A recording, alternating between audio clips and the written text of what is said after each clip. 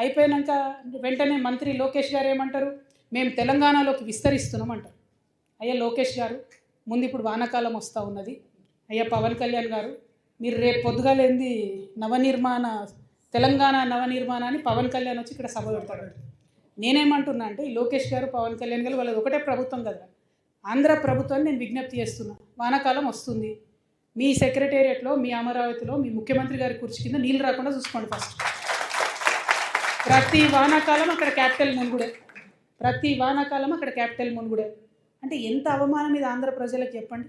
నాయకులేమో వాళ్ళు ఇప్పటికీ కూడా ఆంధ్ర మంత్రులు వచ్చి హైదరాబాద్లో ఆపరేషన్లు చేయించుకొని పోతారు. 12 ఏళ్ళు అయింది, ఆడ కట్టుకోరాదనే హాస్పిటల్. మీ ప్రజలకు ఎట్లా మరి? మీరంటే కార్లు ఉన్నాయి, రయ్యరువే వచ్చిపోతారు. ప్రజలకు ఎట్లా? వాళ్ళు ఎక్కడికి పోవాలి? అయితే నెల్లూరులో ఉన్న వాళ్ళు చెన్నైకి పోవాలి, అక్కడ ఉన్న వాళ్ళు బెంగళూరు పోవాలి, అనంతపురం వాళ్ళు, లేకపోతే విజయవాడ దగ్గర ఉన్న వాళ్ళంతా హైదరాబాద్కి రావాలి. అంటే ఇప్పటికీ కూడా మీ ప్రజలకు హాస్పిటల్ కట్టరు, ఇప్పటికీ మీ ప్రజలకు కావాల్సిన వసతులు ఇయ్యరు.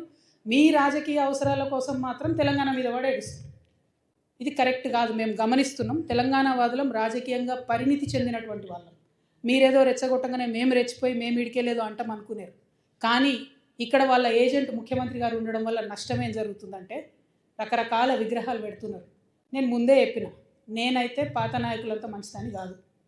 ఇట్లనే మీరు ఊకే చేసిండ్రంటే మేము ఖచ్చితంగా అధికారంలోకి వస్తాం.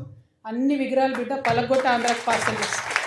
నేనైతే అంత ఓపిక మంత్రాలని కాదు, అంత విశాల హృదయం లేదు నాకు. ఎందుకు ఈ మాట చెప్తా ఉన్నా అంటే రావచ్చు పోవచ్చు, రొయ్యలు అమ్ముకోవచ్చు, రావచ్చు పోవచ్చు, షూటింగులు చేసుకోవచ్చు, రావచ్చు పోవచ్చు, సినిమాలు తీసుకోవచ్చు. వ్యాపారవేత్తలకైతే ఎర్ర చివాచి వేసి వెల్కమ్ చేస్తాం. ఎందుకంటే స్విట్జర్లాండ్ అని కాలు పట్టుకొని, యూకే అని కాలు పట్టుకొని, జపాన్ అని కాలు పట్టుకొని ఇడికి రాండయ్యా భూములు ఇస్తాం అంటున్నాడు. ఆంధ్రాలో శ్రీ సిటీ అని కట్టిండు ఆయన, ఎవరో రెడ్డి శేఖర్ రెడ్డి ఎవరు, ఆయన కూడా వెల్కమ్ చెప్తాం మనం. ఎందుకంటే నేను ఒక పేరు ఎందుకు చెప్తున్నా అంటే సక్సెస్ఫుల్ మోడల్. అక్కడ 30 దేశాల నుంచి వచ్చి కంపెనీలు పెట్టుకోరు ఆయన సిటీలో. ఇక్కడికి వచ్చిండు అనుకోండి, మన దగ్గర 60 దేశాలలో వచ్చి కంపెనీ పెడతారు. మాకు ప్రాబ్లం వాళ్ళతోని కాదు, ప్రాబ్లం వల్ల మీళ్ళు వచ్చి మళ్ళా ఆంధ్ర రాజకీయ నాయకులు వచ్చి సెక్రటేరియట్లో గంట తిప్పుతామంటేనే మాకు ప్రాబ్లం. అది రానియం.